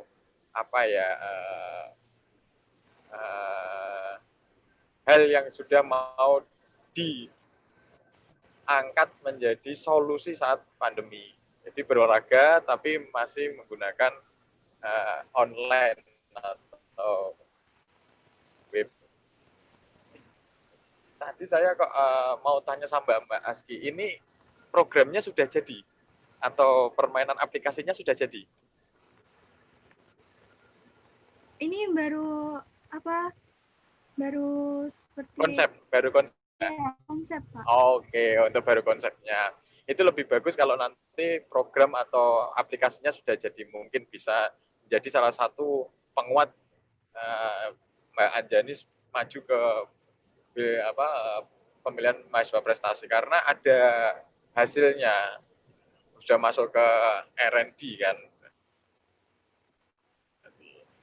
research and development. Jadi apa yang ada di lapangan dibuatkan solusinya, kemudian menjadi salah satu hasil karya yang bisa disematkan. Mungkin bisa membantu Mbak Anjani untuk atau bertemu atau bersaparaya melalui aplikasi yang Mbak Anjani buat, walaupun hanya sampai salah satu cabur saja ya, pencak silat katakanlah seperti itu. Itu bagusnya juga kalau nanti aplikasi itu menjadi beberapa cabur, jadi bisa milih, oh saya pengen bulu tangkis, atau oh saya mau pengen tenis atau sepak bola katakanlah seperti itu. Nah, dari saya membaca yang disampaikan sama Mbak Anjani tadi,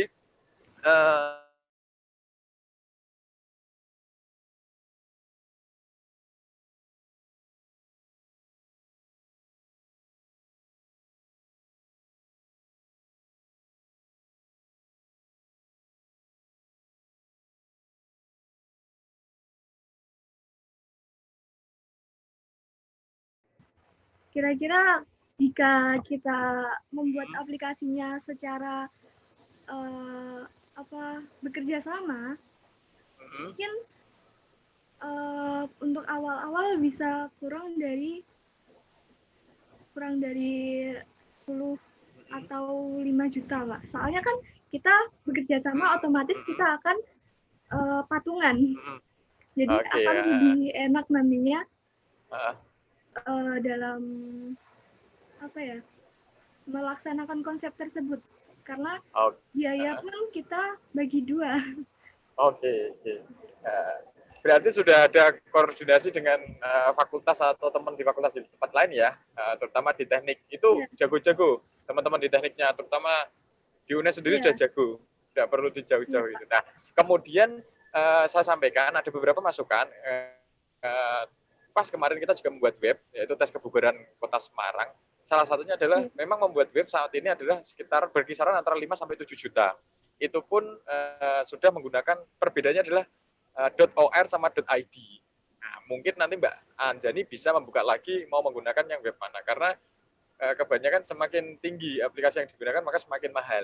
Nah, itu kemarin saya dapat harga di antara berkisaran 5 sampai 7 untuk kegiatan web atau aplikasi. Mungkin itu bisa dikembangkan dan nantinya akan menjadi salah satu contoh bagian. Nah, maksud saya ini X dalam kutipnya tidak berpositif ria bahwa pandemi itu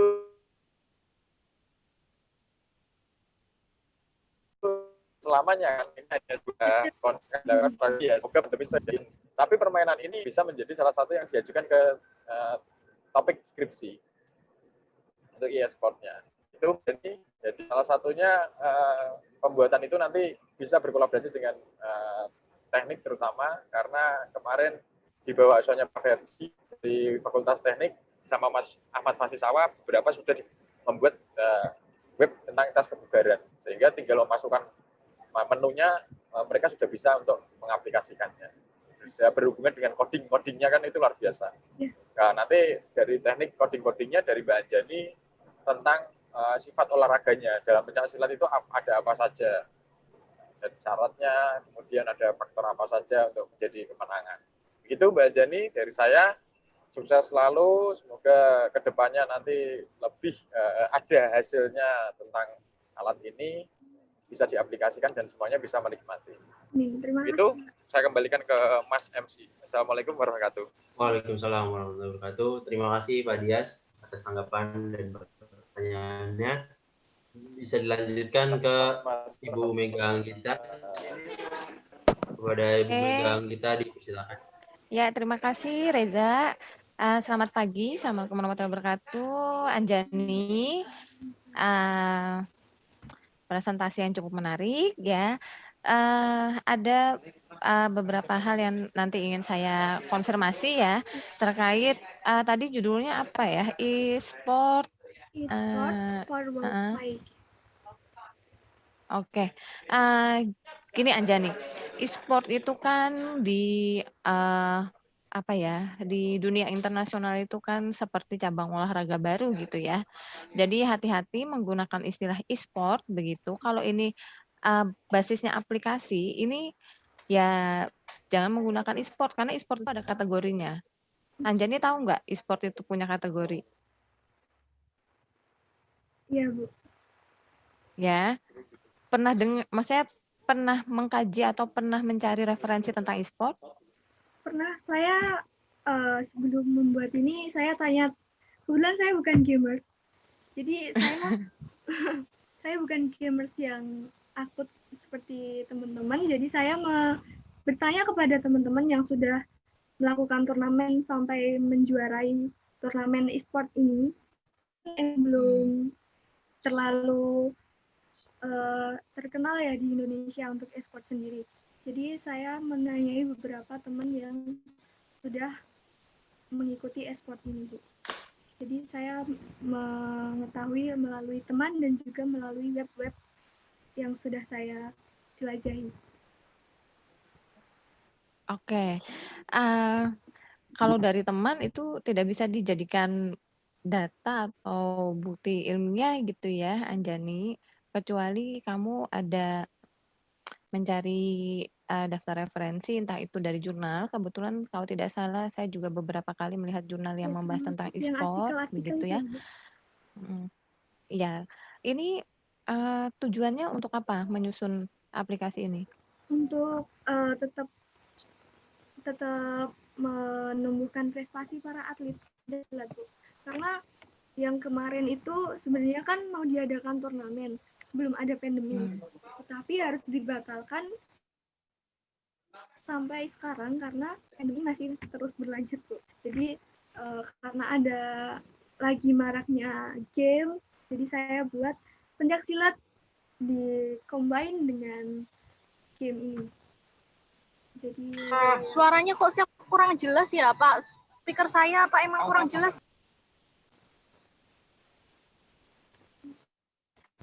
Oke, ini fokusnya untuk eventnya, maksudnya untuk pertandingan atau untuk membantu si atlet berlatih selama masa pandemi? Ya, keduanya, Bu.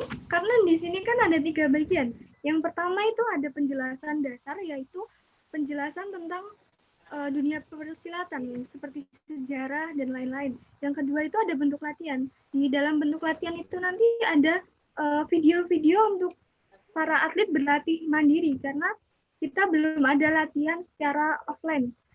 Yang ketiga itu kan ada pertandingan, yaitu itu bisa dijadikan sebagai game, penguat insting dan melatih juga. Yang kedua, yang di pertandingan ini kan bisa dijadikan event untuk mengganti turnamen offline terlebih dahulu. Lagi pandemik kita masih di era pandemik.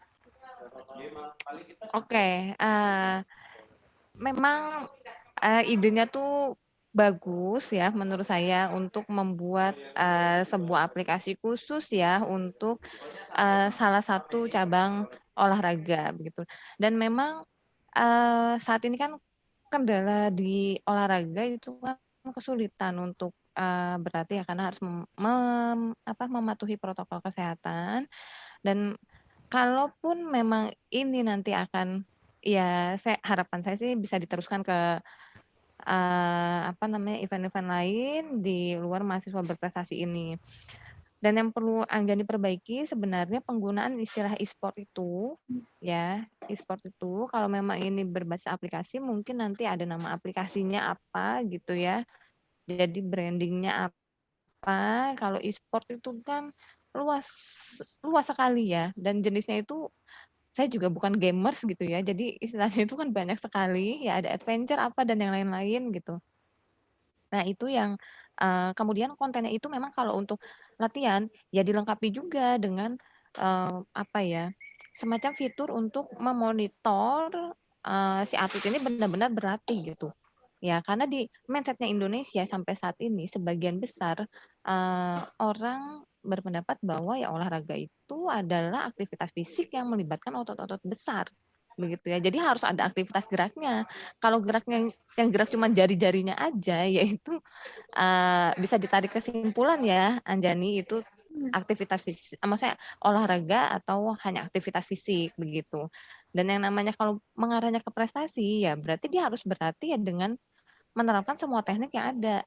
Nah, lebih baik ditambahkan fitur untuk supaya pelatih bisa memantau latihannya seperti apa gitu ya, karena di beberapa aplikasi yang ada di Android itu kan kalau lari pun juga ada recordnya, ada durasi waktunya, kemudian jaraknya, ya mungkin ini nanti diberikan fitur tambahannya gitu ya. Jadi yang perlu di fokuskan lagi adalah apa yang mau ditingkatkan dari permasalahan di latihan di era pandemi ini, kemudian itu berangkat dari situ ya dimunculkanlah ide yang tadi yang itu sangat potensi untuk membantu proses latihan daripada atlet. Itu ya Anjani, selamat sekali lagi, sukses untuk ke depannya ya. Terima kasih. Reza, saya Terima kasih banyak Ibu Menggangita atas tanggapannya. Saya dilanjutkan ke Miss Raya. Ya. Pada Miss Raya dipersilakan. Hey, Anjani, kamu semester 1 ya? Iya, Bu. Benar. Oh iya, semester 1 udah bisa bikin karya tulis, udah bagus, alhamdulillah, selamat. Udah menyusun karya tulis yang menurut saya dari segi rumusan masalah, tujuan. Tadi saya baru baca rumusan masalah, tujuan itu udah kelihatan linearitasnya. Jadi dasar-dasar penulisan kamu udah lumayan. Cuman kamu perlu meningkatkan di bagian kajian literatur atau literatur study. Kayak yang Bu Gita tanyain tadi, e-sport itu apa? Ketika kamu mengangkat sebuah e-sport, apapun judulnya kamu itu harus ada dalam karya tulis kamu. Jadi kamu harus cari referensi e-sport menurut A, e-sport menurut B, e-sport menurut C, lalu e-sport menurut Anjani. Gitu. Terus kan kamu kan ini kan mau bikin aplikasi. Kamu kan mau bikin aplikasi. Nah, diusahakan itu karena ini adalah sebuah gagasan kamu yang bagus ini harus berdasarkan pada observasi di lapangan. Udah ada aplikasi apa terkait ini, keunggulannya apa, kekurangannya apa, lalu aplikasi kamu ini mengisi gap, mengisi kekurangan yang ada. Jadi bukannya di bawah standar dari aplikasi-aplikasi yang udah dikembangkan, tapi kamu selaku praktisi, selaku atlet, kan kamu tahu nih, udah pernah nyoba aplikasi ini, ini kok kurang ini ya, aplikasinya itu kurang ini ya. Nah, kamu itu memadukan semua kekurangan-kekurangan itu menjadi kelebihan di aplikasi kamu gitu. Jadi kalau landasan teori kamu lebih kuat, insya Allah karya kamu bisa jadi lebih bagus. Tinggal diperdalam wawasannya terkait bidangnya kamu yang kamu teliti itu, plus aplikasi-aplikasi serupa yang menunjang pola latihan itu, kamu bikin kayak analisis SWOT, lebihnya apa, kurangnya apa, strateginya kamu gimana untuk untuk bikin grand strategi yang bagus untuk aplikasi kamu ini. Itu ya Anjani. Ya. Good luck buat Anjani ke depannya. Terima kasih. Terima kasih, Bu. Ya, terima kasih kepada Miss Raya atas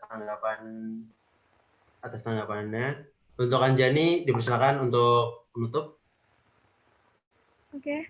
Sebelumnya terima kasih pada para juri yang sudah mau mendengar dan memberikan sarannya kepada saya. Ini pertama kali saya mengikuti mahasiswa berprestasi dan juga pertama kali saya membuat karya ilmiah. Semoga ini bermanfaat dan bisa saya teruskan. Terima kasih kepada semuanya. Wassalamualaikum warahmatullahi wabarakatuh. Waalaikumsalam warahmatullahi wabarakatuh. Terima kasih banyak kepada Anjani. Langsung kita lanjutkan ke peserta selanjutnya, peserta ketiga kita yaitu Noval Yudi Pratama. Kepada Noval Yudi Pratama dipersilakan untuk mempresentasikan karya ilmiahnya.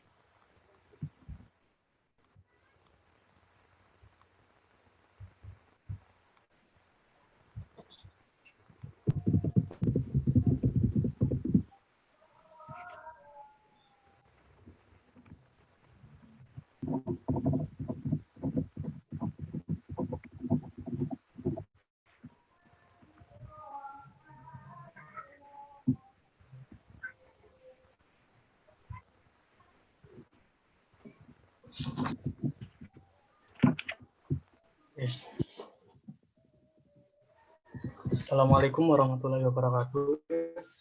Waalaikumsalam.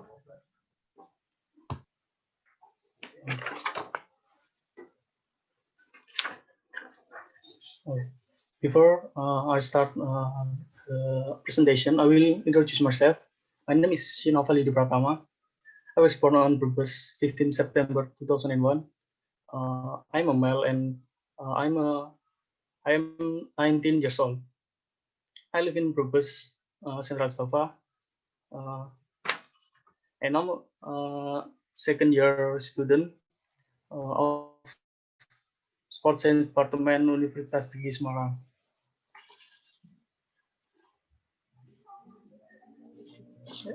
Slide selanjutnya.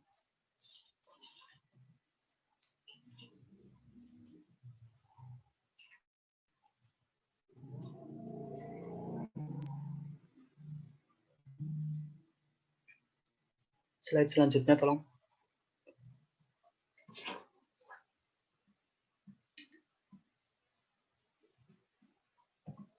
Ya. Pada kesempatan kali ini, saya akan mempresentasikan tentang pendeteksi kesalahan gerak dalam olahraga kesenian berbasis artificial intelligence. Saat ini, teknologi komputer telah meningkat pesat sehingga perangkat lunak dan perangkat keras komputer bersaing untuk memenuhi kebutuhan para pelanggan, sehingga konsep kecerdasan buatan atau artificial intelligence itu dibuat dengan mengadopsi dan meniru wujud, karakter, dan kebiasaan manusia yang akan diterapkan di komputer. Dan juga untuk menciptakan komputer cerdas yang mampu memahami sistem kerja otak manusia. Next slide.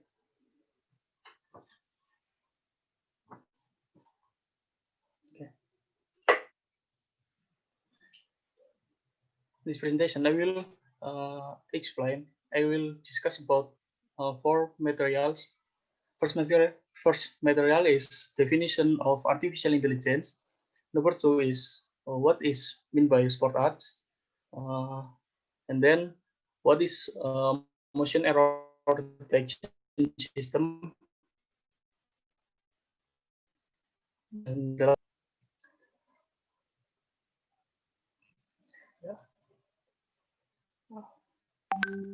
Artificial intelligence. Sistem seperti ini umumnya dianggap sebagai komputer dan kecerdasan diciptakan menggunakan kecerdasan yang diciptakan dan dimasukkan ke dalam suatu mesin atau komputer agar dapat melakukan pekerjaan seperti yang dilakukan manusia. AI or artificial intelligence can be defined as the intelligence of a scientific entity. Artificial intelligence is a part of computer science that makes machine or computer to work as well as human do. Different with intelligence in human and animals, artificial intelligence or AI is programmed to think like human and think rationally at the same time. Jadi secara singkatnya, AI itu mengacu pada simulasi kecerdasan manusia yang diprogram untuk berpikir seperti manusia dan meniru tindakannya.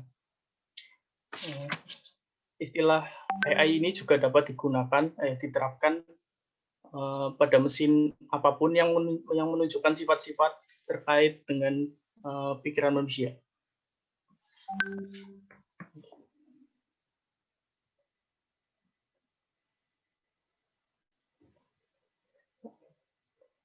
Types of artificial intelligence.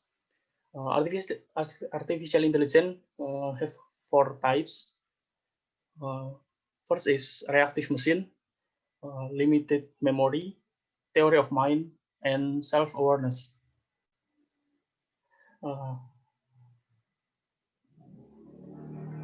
Belum slide sebelumnya. Untuk tipe 1 reaktif mesin atau mesin reaktif itu merupakan mesin yang dapat mengidentifikasi tahap selanjutnya atau mengidentifikasi apa yang akan terjadi selanjutnya, tapi tidak memiliki ingatan dan tidak dapat menggunakan pengalaman masa lalu untuk memberitahu identifikasi masa depan. Contohnya program Deep Blue. Deep Blue merupakan program khusus untuk olahraga catur yang dapat mengidentifikasi bagian-bagian papan catur dan membuat prediksi, tapi tidak memiliki ingatan dan tidak dapat menggunakan pengalaman masa lalu untuk memberitahu langkah berikutnya. Then limited memory or memori terbatas. Berbeda dengan reactive mesin, limited memory sudah dapat menggunakan pengalaman masa lalu karena sudah dapat mengingat data yang disimpan sebelumnya. Teknologi ini atau program ini biasa digunakan pada konsep mobil self-driving. Dan program ini dapat menginformasikan hal yang tindakan atau hal yang dapat terjadi di masa depan. Contohnya seperti pergantian jalur. Lalu tipe ketiga, theory of mind atau teori pikiran. Untuk sistem theory of mind, ini AI atau artificial intelligence dapat memiliki keinginan atau niat yang mempengaruhi keputusan yang mereka buat. Jadi mereka mempunyai keyakinan sendiri untuk membuat keputusan. Tapi saat ini theory of mind belum ada sampai saat ini dan masih dikembangkan. Yang terakhir yaitu self-awareness atau kesadaran diri. Dalam kategori ini termasuk AI tingkat tertinggi saat ini, yaitu yang dapat memiliki kesadaran dan dapat menggunakan informasi untuk menyimpulkan apa yang orang lain rasakan. Sama seperti theory of mind, self-awareness juga masih dikembangkan hingga saat ini dan belum direalisasikan.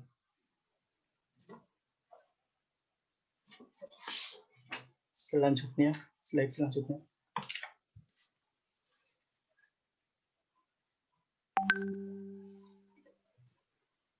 And then next material is what is mean by sport arts. The meaning of sport here is sport which in carrying out their movement contain element of art, be it dance, music, or others.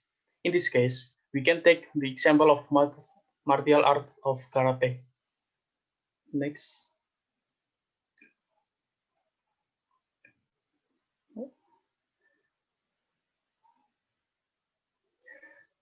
Karate is a martial art sport from Japan and is slightly influenced by the Chinese martial art Kempo and only use bare hand without the aid of weapons.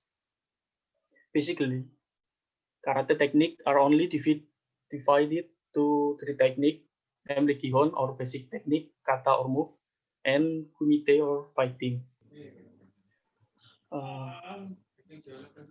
Karena pembahasan kita sekarang adalah olahraga kesenian atau olahraga seni, maka kita hanya menekankan pada teknik kata atau moves. Teknik kata sendiri merupakan teknik dasar yang harus dikuasai oleh setiap tingkatan seorang karateka. Teknik kata banyak dimainkan baik di dalam pertandingan ataupun ujian kenaikan tingkat. Dan tujuan dibuatnya sistem pendeteksi kesalahan gerak ini adalah untuk diterapkan pada penilaian atau evaluasi atlet agar dapat mengetahui kesalahan gerak dengan tepat secara real time. Dan apabila sistem ini diterapkan pada suatu pertandingan, maka sistem ini dapat sangat membantu karena dapat menunjukkan kesalahan gerak atlet secara spesifik dan nilai yang diberikan saat pertandingan itu akan menjadi transparan karena tahu bagian mana yang terdapat kesalahan dan dikurangi poinnya. Next slide. And then we move to motion error detection system. Motion error detection is tool designed for sport that contain an element of artistic movement. In this case, the martial art of karate. This system has the advantage of making it easy to scan motion directly and also practical to use because the design of the system is made in the form of some kind of application or web and can be accessed on gadget. They have camera feature. Next.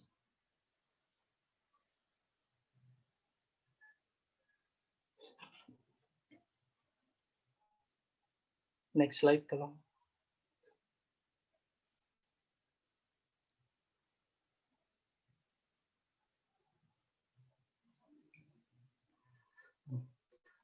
And then, how does this motion error detection?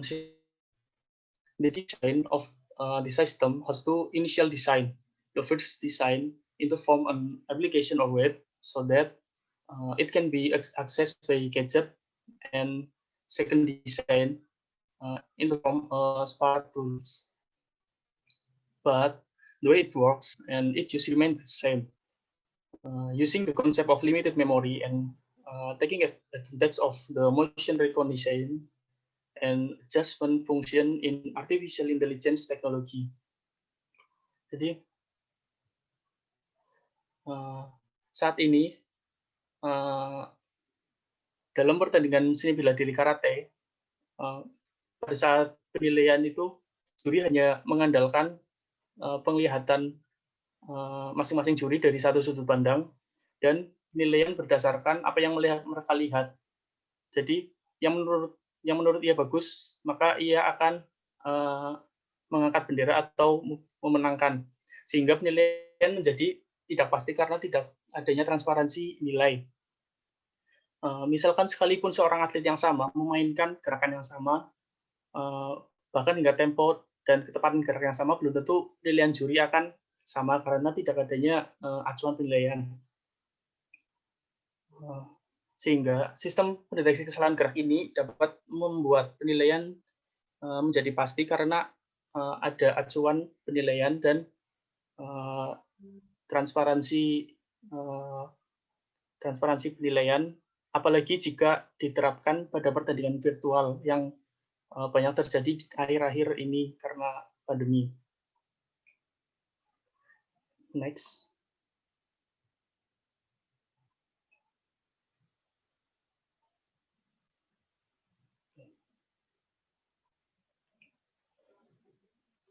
Jadi, specification of the gadget can be used must be include camera feature to display athletes movement and a speaker to issue a warning sound when detecting motion error. And then how does this motion error detection system work? Yang pertama yaitu memasukkan data, karena sistem ini menggunakan konsep memori, yaitu mengingat dari data yang dimasukkan sebelumnya. Maka sebelum alat ini digunakan perlu dimasukkan data khusus berupa gerakan yang akan dipindai untuk dibandingkan dengan gerakan yang dilakukan atlet di belakang kamera. Setelah itu, setelah pemindaian dan pemasukan data, maka alat ini akan dapat digunakan sebagaimana mestinya. Ya, karena sudah 15 menit ya, maka presentasi sudah habis. Oh ya, terima kasih.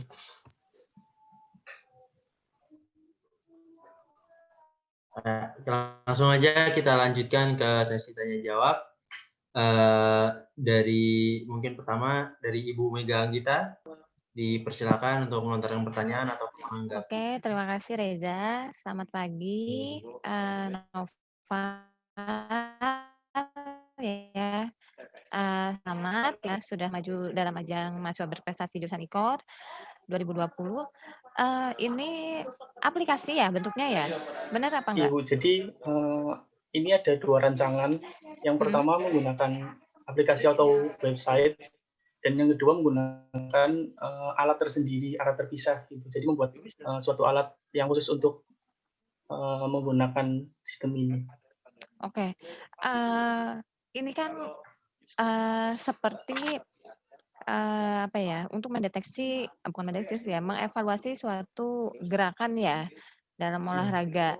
Kan juga ada tuh aplikasi yang namanya Kinovea begitu ya. Terus juga ada Dartfish gitu. Itu juga kan untuk mengkoreksi atau menganalisis gerak olahraga. Ini perbedaannya apa? Atau kalau Dartfish kan berbayar tuh, memang harganya juga mahal ya. Jadi fakultas kita aja punya cuma satu gitu. Nah ini kalau Kinovea kan fiturnya masih lumayan terbatas gitu. Nah keunggulan punya kamu tuh apa, Noval? Dibanding yang sudah ada.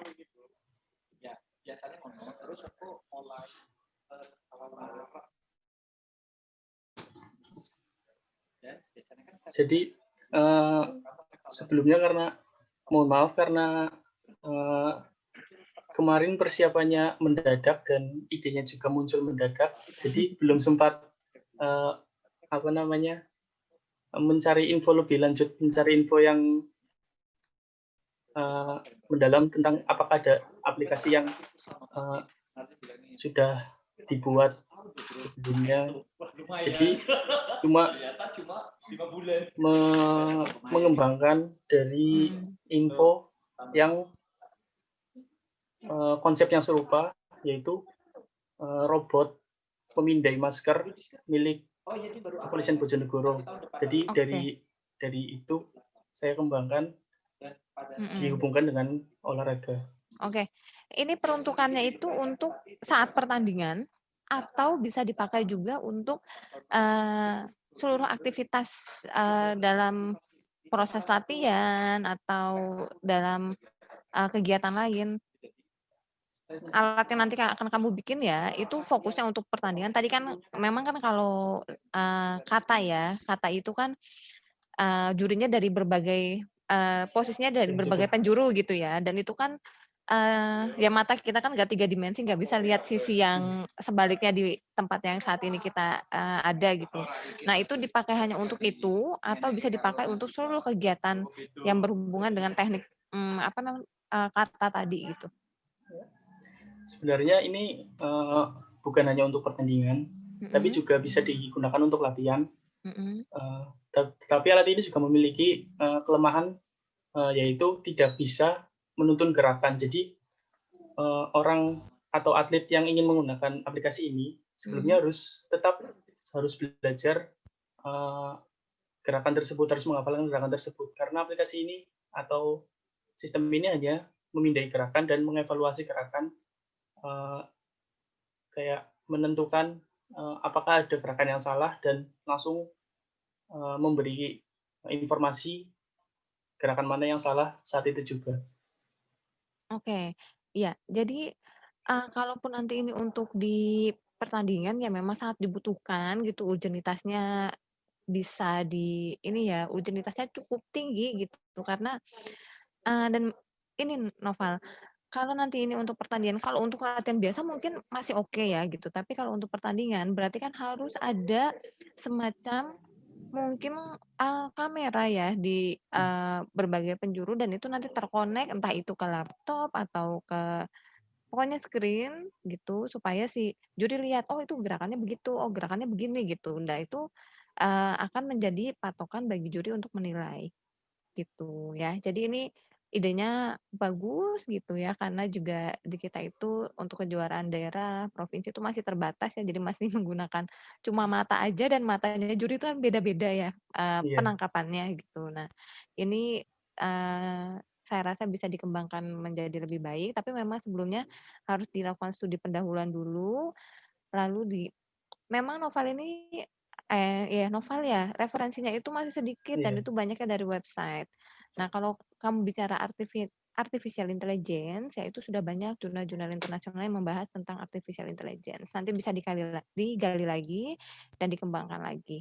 Ya karena kamu kan belum belum melakukan observasi atau pengumpulan data sebelum-sebelumnya yang berhubungan dengan tadi aplikasi yang sudah pernah ada atau jenis artificial intelligence yang sudah dikembangkan. Gitu ya Noval, selamat, sukses ya. Nanti bisa dikembangkan lebih baik lagi. Terima kasih. Saya kembalikan ke Reza. Terima kasih, Vita. Ya. Ya, terima kasih Bu Mega Anggita atas tanggapannya. Bisa dilanjut ke Miss Raya. Kepada Miss Raya dipersilakan untuk memberikan tanggapan ataupun melontarkan pertanyaan. Oke, saya izin nggak nyalain video dulu. Buat Naufal, ini sebenarnya saya tuh belum menemukan gap atau kesenjangan atau permasalahan dari karya tulis kamu. Harusnya itu ada masalah dulu. Masalah itu adalah kondisi yang menunjukkan adanya kesenjangan antara desain dengan disolen, antara keadaan nyata dengan teori atau tolak ukur tertentu. Jadi tuh di karate yang kamu maksudkan itu ada masalahnya apa dan masalah itu gimana caranya bisa ditangani dengan artificial intelligence. Nah, kalau kamu ingin mencari hal itu, kamu bisa membaca literatur atau referensi-referensi terdahulu terkait dengan karate itu tadi. Lalu kamu baca terkait dengan artificial intelligence, sudah ada penemuan apa yang menjembatani permasalahan di karate itu dengan solusi dari artificial intelligence. Nah, kalau udah pernah ada solusi itu bisa dikembangkan melalui penelitian kamu dengan gimana, mereka itu kurangnya apa, terus kamu isi di situ gitu. Jadi menurut saya kamu perlu memperbanyak bacaan kamu, referensi kamu. Terus untuk penyusunan karya tulisnya sendiri juga masih harus banyak diperbaiki. Coba baca bagaimana sih panduan menyusun sebuah karya tulis ilmiah, bagaimana cara menyusun rumusan masalah, itu benar rumusan masalah atau itu kajian teori gitu. Kalau rumusan masalah itu bisa dijawab melalui sebuah proses research atau penelitian. Research itu bisa dilakukan dengan mencari sintesis dari berbagai kajian pustaka, itu bisa. Tapi kalau hanya teori aja, misalnya apakah artificial intelligence itu kan hanya teori aja gitu. Itu kan berarti masuknya bukan di rumusan masalah, tapi masuknya di bab 2 kajian pustaka kamu gitu. Jadi menurut saya perlu dibenerin dari mulai cari masalahnya, cari pustakanya, baru kamu susun ulang lagi semuanya.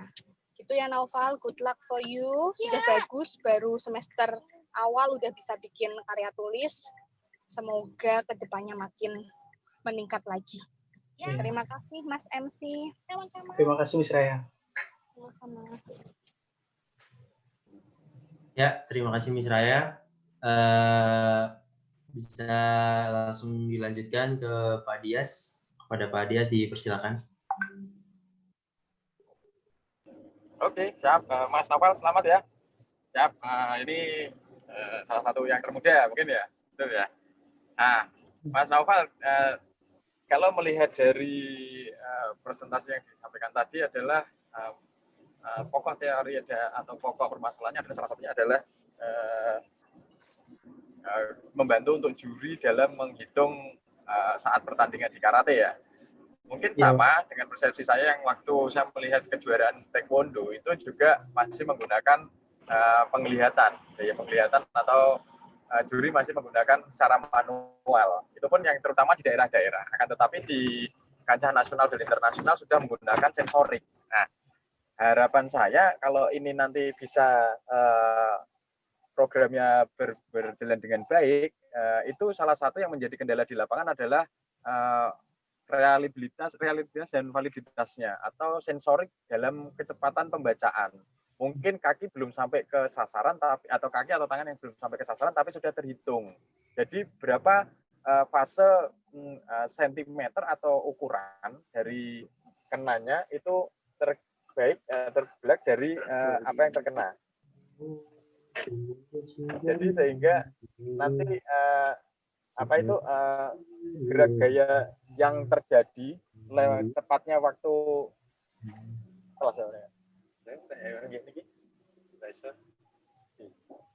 waktu yang pas dikenakan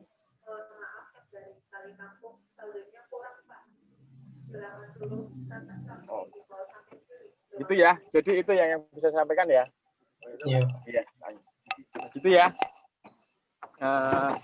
Saya sampaikan dulu ya. Jadi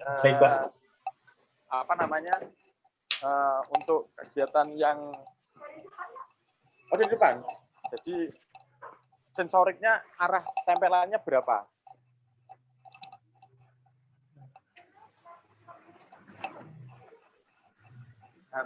Jadinya berapa yang menjadi ukurannya?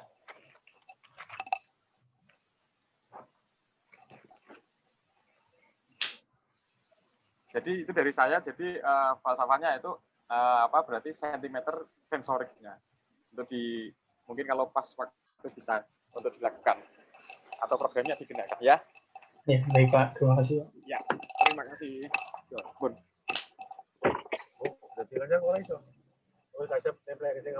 Habis ya Pak nih Pak. Sing baru habis. Sing baru habis. Nggih. Makanya kalau cek lagi. Ini mulai sih datang 140. Ya, suaranya belum kamu mute ya. Oh iya, maaf, sorry ini baru perjalanan. Jadi tadi itu sensoriknya yang dihubungkan yang sehingga nanti saat pukulan sama tendangan itu berapa ketepatannya. Itu ya, cukup dari Pak Dias. Assalamualaikum warahmatullahi wabarakatuh. Terima kasih Pak Dias. Terima kasih banyak Pak Dias atas tanggapan dan pertanyaannya. Apa dan Naufal bisa langsung ditutup? Ya. Baiklah. Ya, sekian presentasi dari saya. Terima kasih untuk para dewan juri yang telah memberikan masukan untuk saya mengembangkan karya ilmiah saya. Semoga bisa dikembangkan lagi dan semoga bisa bermanfaat baik untuk kedepannya. Terima kasih. Assalamualaikum warahmatullahi wabarakatuh. Waalaikumsalam warahmatullahi wabarakatuh. Ya, terima kasih banyak pada Naufal Yudi Pratama atas presentasinya. Langsung saja kita lanjutkan ke peserta keempat, yaitu Ananda Zahro. Kepada Zahro dipersilakan untuk mempresentasikan karya ilmiahnya.